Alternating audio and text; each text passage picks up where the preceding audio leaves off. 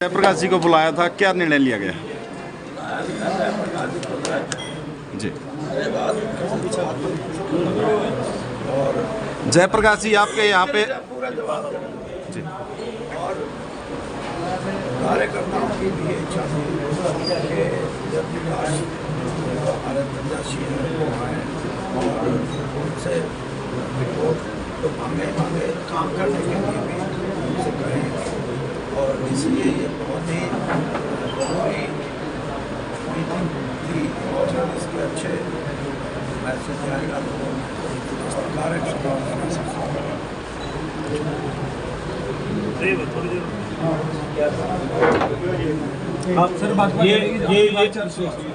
ये दोनों के दिल मिलने में काफ़ी लंबा समय लग गया, टिकट मिलने में काफ़ी 15 दिन से ऊपर हो चुके हैं। दिल मिलने की बात नहीं, पार्टी का कार्यक्रम है और उसमें अगर हम कोताही करें या लड़ने वाला कोताही करे तो दोनों का खुश रहना। हम ऐसी स्थिति पैदा नहीं करना चाहते। हम पार्टी के लिए, इंडिया अलायंस के लिए, जयप्रकाश के लिए पूरी मदद करेंगे, लोगों से वोट भी मांगेंगे। और मैंने इनको कहा कि जहाँ ये समझते हैं कि मेरा इनके साथ जाना, क्योंकि मैं रोड शो वगैरह में तो इस उम्र में नहीं जाऊँगा, लेकिन कोई बड़ी मीटिंग होगी और कहीं भी सिर्फ उठाना से क्या उम्मीद करें कि उचाना हल्के से कांग्रेस प्रत्याशी अच्छी लीड मिल रही जिससे पहले मिलती रही है? ये बताओ। अभी मैं एक उदाहरण से मेरा उदाहरण, मैं यहाँ 3 बार चुनाव मेरा अपना हाल था, मैं यहाँ का 5 बार का, मतलब तीनों बार मेरे को दूसरे कैंडिडेट से कम कर। एक बार का ऐसा वाक़ा है जब 500 वोट से फासिल नारायण सिंह जी वो कांग्रेस के उम्मीदवार थे, और एक ऐसा जो 2019 का इलेक्शन है वहाँ ब्रजेंद्र सिंह को 9000 से ऊपर की जीत मिली। बाकी तो यहाँ कांग्रेस को कभी जीत नहीं मिली। इस बार जो आप कह रहे हो उससे ज़्यादा बहुत अच्छा। किसान वोट बैंक एक तरफ वोटिंग करता है, जैसे 2014 में कुसुम के पक्ष में की थी, वो किसान वोट बैंक आज कांग्रेस के साथ है। वही मेरा कहने का तात्पर्य था, क्या वो किसान वोट बैंक है वो इस बार कांग्रेस के साथ एक मुश्त आएगा? किसान वोट बैंक की बात नहीं है, बात है फार्मर की। और फार्मर जो है वो किसी एसोसिएशन या यूनियन के नहीं, उसके अपने मन की ये बात है कि हमारे को इंसाफ नहीं मिला पिछले 10 साल में भारतीय जनता पार्टी के शासनकाल में। इसलिए हम इस व्यवस्था को बदलने का और कांग्रेस और इंडिया अलायंस को मदद करने का अपना फैसला, ये फैसला किसी एक व्यक्ति विशेष का नहीं है या कोई किसी एसोसिएशन का नहीं है। संयुक्त किसान मोर्चा जो है SKM का यह फैसला है कि कहीं भी इंडिया अलायंस का या कांग्रेस का कैंडिडेट होगा उसको SKM विपक्षी दलों को, विपक्षी उम्मीदवारों को काले झंडे दिखाए दिए जा रहे हैं और वो आरोप लगा रहे हैं कि कांग्रेस के ही कार्यकर्ता इस तरह का काम कर रहे हैं। देखिए, बात यह है कि मैं अभी इस किस्म की कोई भी बात शोभनीय नहीं है, और ये हमारे सामाजिक स्तर में एक किस्म की जो गिरावट हो रही है उसका प्रतीक है। मैं इस बात के पूरे तौर पर विरोधी हूँ, और ऐसे आदमियों को राजनीतिक तौर पे नहीं, सामाजिक तौर पे जो समाज में लोग महत्वपूर्ण खाप हैं, पंचायतें हैं, इनको चाहिए कि इन चीज़ों के खिलाफ आवाज़ उठाएं और चुनाव में जिसका वोट जिसको देना दें। लेकिन ये इस तरह की बाधा डालना, विरोध भी, यानी उसका रूप अगर आप ये सोचो वायलेंट हो जाए तो वो भी ये हमारा सामाजिक रिश्तों का कहीं ना कहीं इसमें खटास आती है, और ऐसा नहीं होना चाहिए, किसी के साथ भी नहीं। चौधरी साहब, जयप्रकाश जी को अपने हल्के से कितने वोटों से लगभग जिता के भेजने की अपील लगाई जा रही है? सर आप भी बता देंगे थोड़ा। सर, कल चौटाला दौरे पे थे, उन्होंने कहा कि जो हुड्डा के MP है वो मेरी मदद कर रही है, वीरेंद्र सिंह हो गया, हमारे सारे जो कैप्टन चौधरी, उसको लेकर कहना ही पड़ेगा। तो अकेले मनोहर जी के नाम से या मोदी जी के नाम से तो हरियाणा में वोट नहीं, इसलिए पीपल्स का नाम लेना शुरू कर दिया, लेकिन कांग्रेस पार्टी, आप नाम छोड़ो, कांग्रेस में आज जो भी है वो उसका ये कर्तव्य है, उसका ये धर्म है कि वो कांग्रेस प्रत्याशी करे और ऐसा करके ही कांग्रेस मजबूत होगी।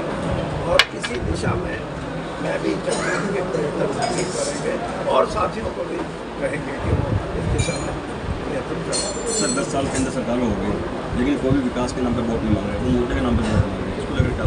मैं बता दिया, मोदी जी अगर एक स्टैंड पे बने रहे तो शायद उनके नाम से वोट मिल जाए, और हर रोज बदलते हैं कभी मंगलसूत्र है, कभी हिंदू मुस्लिम की एकता। अब ताज़ा खबर हिंदू मुस्लिम एकता की बात करते हैं, आज से 10 दिन पहले कह रहे थे कि ये तो मुस्लिम समाज जो है इसको आरक्षण दे रहे हैं 15% काट के। ये सारी बातें उनकी एक तो सोच और एक उनके प्रति लोगों का जो एक झुकाव था वो खत्म हो रहा, आहिस्ता आहिस्ता कम हो रहा है। तो उनको लगता है कि कहीं बिल्कुल ना खत्म हो, ना करके नया कोई धारा निकाल के लाते हैं। बाकी मोदी जी के नाम की 2019 में वोट की अब नहीं हुई, ऐसा करेंगे। आपको इलेक्शन की बात करेंगे। जयप्रकाश जी 8 दिन रह गए वोटिंग के, आपने पूरा पार्लियामेंट्री इलाका छान दिया है, आधा बाकी है। ठीक है। जयप्रकाश जी इतनी देर क्यों करनी चौधरी वीरेंद्र सिंह के दरबार में आते आते? देखिए, लोग इसलिए वोट करने जा रहे हैं मनोहर लाल जी को जो यहाँ लंबे अरसे तक मुख्यमंत्री रहे, जनता ने उनको नकार दिया था, तभी तो रातों रात चीफ मिनिस्टर बदले थे। और जिस नया चीफ मिनिस्टर को लेकर के आए वो अपने आप को सैडो साबित हो गया, तो उनके पास वोट नहीं। आप बात कर रहे थे कि रणजीत सिंह ये कह रहे हैं कि चौधरी वीरेंद्र सिंह, शैलजा या किरण चौधरी या जो भी हमारे नेता हैं मदद करेंगे। मैं एक बात पूछना चाहता हूँ रणजीत सिंह से, पहले अपनी पार्टी के नेताओं की तो मदद ले लो। अभिमन्यु की वो सुनिए तो हमने कैसे सुनी होगी ना, तो यार उसका हिसाब बता लो, सारा सौदा पार्टियाँ पड़े से कुछ पल्ले नहीं। अब इसका मतलब हमारे कांग्रेस के जो शीर्ष नेता हैं उन्हें के पल्ले वोट है, तो मान ली बीजेपी है ने जो उनके पल्ले वोट में कांग्रेस ने वोट दूँ तो क्या मांगे रणजीत इस धरती को, क्या लेना देना उनके पास वोट। मैं यही बात पहले दिन से मैंने कहा था कि बीजेपी के किसी नेता का अब नेतृत्व नहीं बचा जो जनता के सामने वोट इकट्ठा कर सके। रणजीत सिंह का ही नहीं, और रणजीत सिंह का तो क्या है, रणजीत सिंह को रोज एक नई बात कर रहा है। एक दिन बोला चौधरी देवलाल को जेपी ने बदनाम कर दिया, ग्रीन ब्रिगेड बना के, ये तो ताड़ी बजाया करता जब चौधरी देवलाल मेरे साथ चला करते। एक बार जिंदगी में जीते चौधरी देवलाल के आशीर्वाद से, दोबारा आज तक जीते हो जो बताए थे। मेरा तो 5 बार जुगाड़ न्यारा बन लिया, लेकिन हमने कभी भी चौधरी देवलाल को नीचा दिखाने का काम नहीं किया। बाप के 2 चीज़ें, एक कपूर एक सपूर। रणजीत सिंह खुद बताए कि चौधरी देवलाल की जब सरकार तोड़ने का प्रयास किया था, सम्राट होटल में 9 MLA लेकर के गया था, ये सपूत का काम था, कपूत का खत्म। जयप्रकाश जी एक समय वो था जब चौधरी वीरेंद्र सिंह ने अड़कर रणदीप की टिकट कटवाकर आपको टिकट दिलाई थी लोकसभा की, और अभी जैसे ब्रजेंद्र सिंह की टिकट काटकर आप लेके आए हो, तो कहीं उनके समर्थकों में तो गुस्सा है ना। मेरा काटने का ब्यों मेरा ब्यों तो नेता में था। जयप्रकाश जी इतनी देर क्यों लगा दी चौधरी साहब से पहुंचने में? मुझे खुद ये नहीं था कि मुझे टिकट मिले, और पार्लियामेंट का चुनाव लंबा चुनाव, मैंने इनसे बिल्कुल कर सकता 27 को तो कर लिए रहे हुई, 28 को मैं वापस आया, शायद 28 को फिर आपने कहा ना 25 को 25 को ना 28 को बात करेंगे या 27 को करिए 28 को करना। हाँ दिन थे तो ये कहने लगे, बोला माँ जी या तो 4 तारीख को मैं आऊँगा अचानक या 6 को दफ्तर में। ये बोले ठीक है कि दफ्तर का उद्घाटन ना उस पर है, वहाँ बैटर ये रहेगा कि नॉमिनेशन पे ही नेताओं का मेन होता है, फिर आगे पीछे आए कम आए ज़्यादा आए अपने वर्कर्स को कहे वाला। तो ये बोले फिर उन्हें कहना कि बोले भाई मैंने वर्कर मीटिंग बुलाई और वर्कर ये चाहते हैं कि जयप्रकाश हमारे से वोट। फिर मैं इनसे मिला रोहतक तो तारीख रख दी, असबर को से मैंने वोट मांग ली। लेट का इनने तो किसी को न्यू गुन के करा रहे हैं, जाइयो वोट ना दियो। वोट तो कह ही रहे हैं सबको कांग्रेस की वोट ना। नॉमिनेशन से पहले मिलने नहीं आए तो हिसाब से आप उस समय अरे तेरे यार तुम लड़के देखे एमपी का यही एक नाराजगी थी, यही 24 साल में कहा था। तुम तो क्या कर रहे नाराज सही को नहीं। मैं ये आमने सामने चुनाव भी लड़ दिए, इकट्ठे भी लड़ दिए, अलग अलग भी लड़ दिए। देखो राजनीति में कोई परमानेंट शत्रु नहीं, एक ही जगह मेरा तो है जहाँ मेरा झगड़ा रहता है, बाकी मेरा इसमें किसी से वो जग जाए। चलो आपका चुनाव कहाँ खड़ा है ये अपनी नज़र में बता दीजिए आप। तो मेरी नज़र में क्यों था, हम पता करो जाएगी। 2004 में लिए थे 57% वोट, 56 से एक कह दूँगा 75% वोट। अब 19 तारीख को आप सब लोगों को खबर है। सर कल अभय सिंह चौटाला आए थे जनसभा को संबोधित कर रहे थे लोग और सुनैना के लिए अपील कर रहे थे वोट की, तो उन्होंने उनसे पूछा गया कि जयप्रकाश को किस तरीके कैंडिडेट देखते, तो उन्होंने कहा कि मैं अपने से और अपने परिवार से तुलना ही नहीं करना चाहता जयप्रकाश। सही बात मेरी उनसे तुलना होनी नहीं चाहिए। ये तो जाने के लोगों की गलती है जिन्हें तुलना कर ली। मैं कहता हूँ कि ऐसा अपराधी प्रवृत्ति के परिवार, अगर मैं सारी बातें खोल दूंगा तो बहुत औखा हो जाएगा सदा दुख। मैंने अपने राजनीतिक जीवन संघर्ष और मेहनत से आया। मेरे पिताजी की खेती करते थे, मैं संघर्ष से आया हूँ।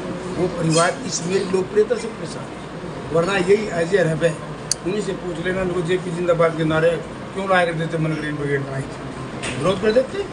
दादा इनका था, बापू इनका था, फिर अपने बापू का वोट मांगा कोई जैन में थे। अरे अजय रहे है, अपना बाप का नाम का वोट क्यों मांगते, दादा का मांगे, बापू ने क्यों काटे बीच में।